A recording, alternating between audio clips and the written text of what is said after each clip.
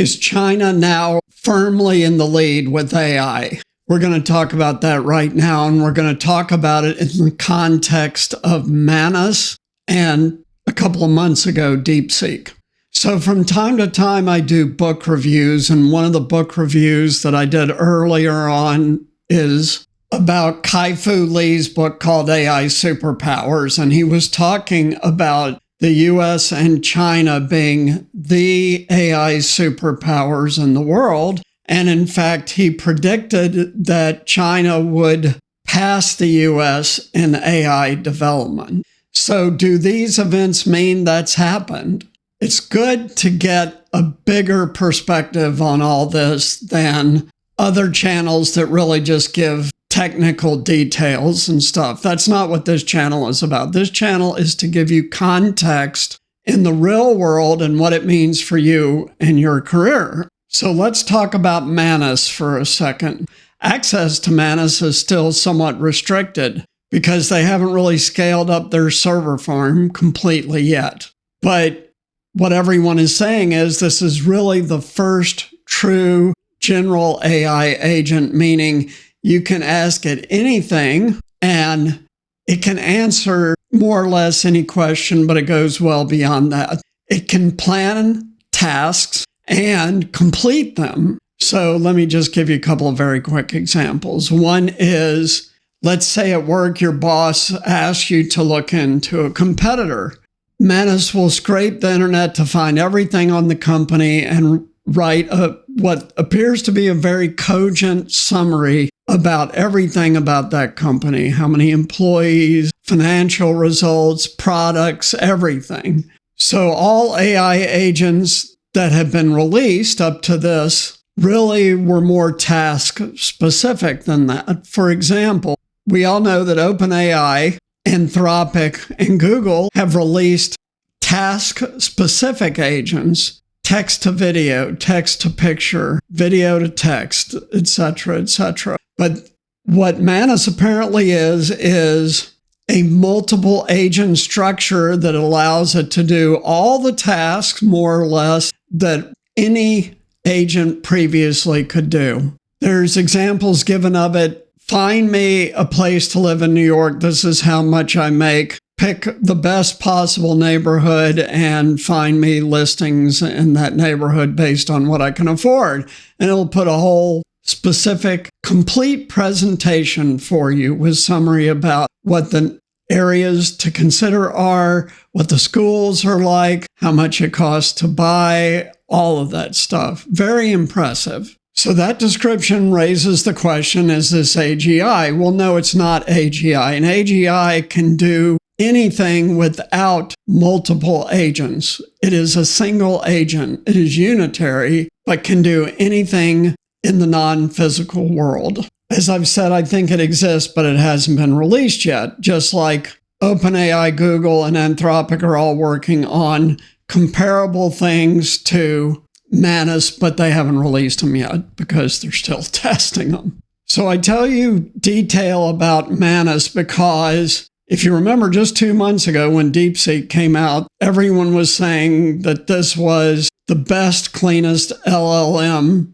ever created because it was way more efficient, used way less resources, but gave comparable answers. So this is 2 instances within 3 months where China has released cutting-edge tools in advance of anyone in the United States. So in that book, AI Superpower, Kai-Fu Lee predicted that China would ultimately surpass the US in AI leadership. Well, since that book was written, the world has gotten more complicated, and there's way more tension now between the United States and China. And as we all know, China has a completely segregated internet behind their firewall and everything. So really what we're saying, in my opinion, is parallel development on the same track in 2 different spheres. China and its path. Now, again, this Manus thing will not do anything that the PRC isn't going to like, right? So while it is general, it has restrictions. Here in the US, obviously, it wouldn't necessarily have the same kind of restrictions, but it will have some restrictions. In other words, it's not going to tell you how to build a perfect biological weapon, for example. So this is what I think. I think that the tech world is really splitting into two separate worlds on parallel paths. And my feeling is, although it's early in this race, but my feeling is that Chinese AI firms and US AI firms will alternate releasing stuff that's in the lead. But the main point to take it from this isn't necessarily who's in the lead. It is the pace of significant breakthroughs has dramatically accelerated.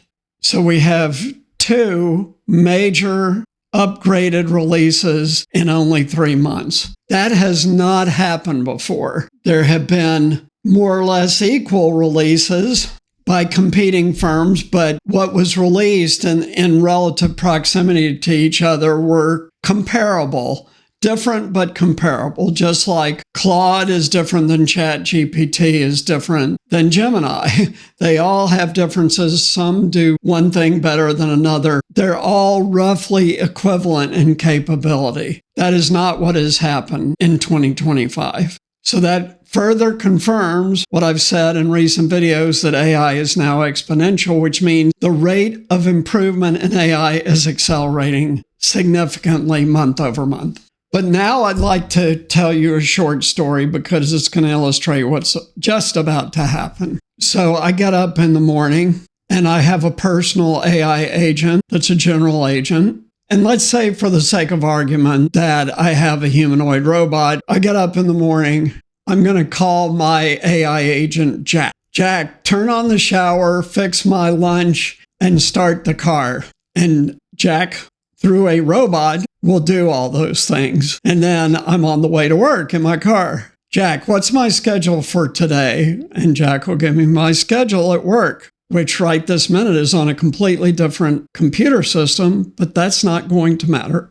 What's on my task list for today? Okay, update the daily financial summary for me, Jack, and have it ready by the time I get to the office in 20 minutes. I review it. Jack, send out the daily financial update to the regular distribution list. Jack, today we're going to create a budget. I'm giving you financial examples because these are practical, useful things that produce immediate results. But you could also say, Jack, create a marketing campaign for our new product X and make sure to mention what makes this a differentiated offering and where are the best places to market, and combining reach, cost, and membership level of platforms. You can immediately understand that what is about to happen is a complete game changer. And this is very, very close now. Why is it a game changer?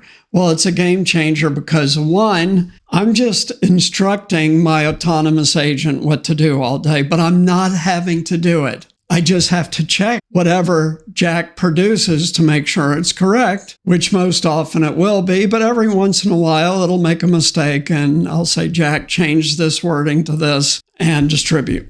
The next thing is, what does this mean for your career? Because Manus is a relatively near precursor to what I just described. What it means for careers generally. Well, Manus can do all of the quote-unquote entry-level work that people are hired into coming straight out of school in corporations. That it creates a huge problem for the companies, for the economy in general, and especially for individuals. Why? For the companies, what happens when someone in a position of knowledge who's directing this agent leaves the company or wants to switch jobs or whatever? There's no one who has been getting experience learning the nuts and bolts of a function, be it marketing, sales, operations, finance, HR, doesn't matter.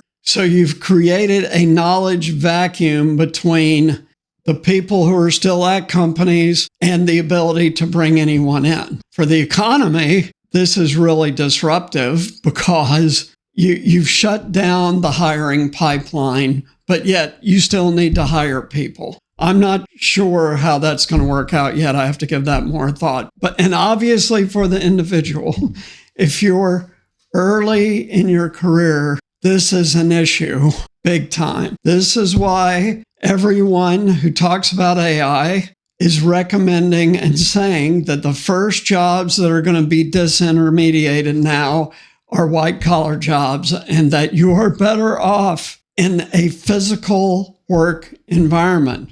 Manufacturing, plumbing, electrician, installing security systems, whatever it is, you're better off because the pace of robotics, even though exponential now, is not as fast as the pace of AI. So AI is going to get super capable very, very quickly, and it'll take time for robots to be built, rolled out, for them to learn in their environment and master tasks. So the bottom line is you're better off focusing on physical world careers. In addition to all those I just listed, nursing, physical therapy, social work, etc. So this is serious. What we have now is two countries rapidly pushing the boundaries of AI. And when you take the political differences between these two countries, and their militaries, and the fact that militaries are also pursuing AI-related technology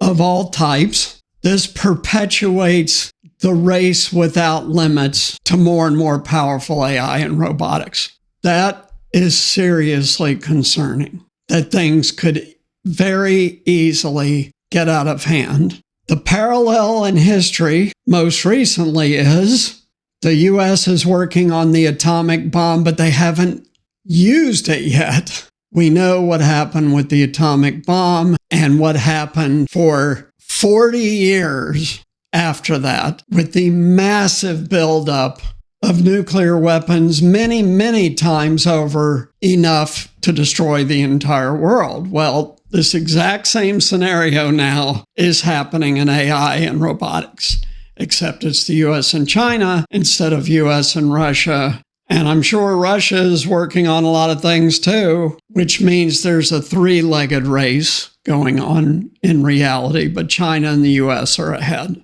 So I urge you to pay attention and to take this seriously, and to, if you're a knowledge worker at a lower level, start learning something that can transition you to a technology-resistant career path. Nothing will be resistant over the long term, but we're not worried about the long term. We're worried about the next 3, 5, 10, 15 years, because that's the bulk of your career. Prior videos, I've explained clearly how to change your career. Watch the prior videos. Thanks so much. If you like this video, please like, subscribe, share, and comment. Also, please support us on Patreon. We need your financial support to continue growing the channel. Thank you so much to my subscribers. I'm over the 2,000 threshold now, which is another key metric. Thank you so much for your support. Really appreciate it. We have started to get support on Patreon. We need more of it. Please support us. Thanks so much. See you next time. Take care. Bye.